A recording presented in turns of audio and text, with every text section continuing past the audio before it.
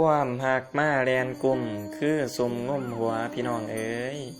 ความหักมาพ่อคือกระท่องมหัวเสียแห้งเด้เสียแห้งที่อ้ายสร้างกระเทียนแห่บ่ได้แห่บัดผู้เพิ่นบ่สร้างสังมาได้แห่ไปเด้หนอต่อไปข้าพเจ้าจะขออ่านบทกลอนที่มีชื่อว่าห่างก่อนแต่งเสียทีแห้งหักน้องได้ขวบนานมาเป็นเวลาหลายปีที่คล้องค่อยน้องโอสายันรอท่าค่อยขวัญตากับตาวถามข่าวข้าวแต่ละครั้งว่ายังเยือนอยู่ไกลอ้ายเอ๋ยน้องนี่ท่านอยากได้อดทนก่อนเด้อสายอ้ายก็ล่อเฮียนไปเสือค่ำนั่งเว้า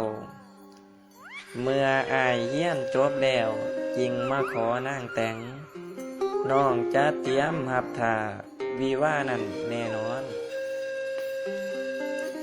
คำสัญญาว่านั่นอ้ายยังจือบ่ลืมลงยังพะวงฟังเลิกที่ส่วงบ่ลืมได้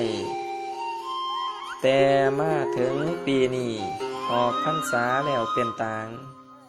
แม่ว่านางแต่งแล้วกับชายโกนมงามแล้วเด้พ่อได้ยินแม่เว้าป้านฟ้าพาลงเอิกเจ็บเสียบแทงส่วงขัดยัดดงอุราอายป้านว่าตายไปแล้วเพียงได้ยินม่านดากล่าวสองขาอิดอ่อนดาเสส่วนเท้าลงใสหวาใสวาน้องนี่แต่อ้ายใส่หักเพียงคนเดียวจะบ่มีใส่ใดไม่มาส้มสอนตอนนี้มาเปลี่ยนปีนค่ำจ่าไปได้ต่างว่านั่งถาบ่ได้แม่จำให้แต่งงานอ้ายเอ๋ย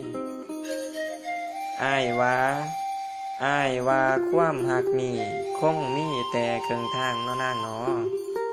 หักกันมา7 ปีแต่ผัดมีรองห่างบุญบุพเพเฮาสร้างปางดังขังก่อนเพียงได้เก็บหวมตนคงได้เกิดหวมบานบ่พานได้ดอกหวมกันน้องเอ๋ย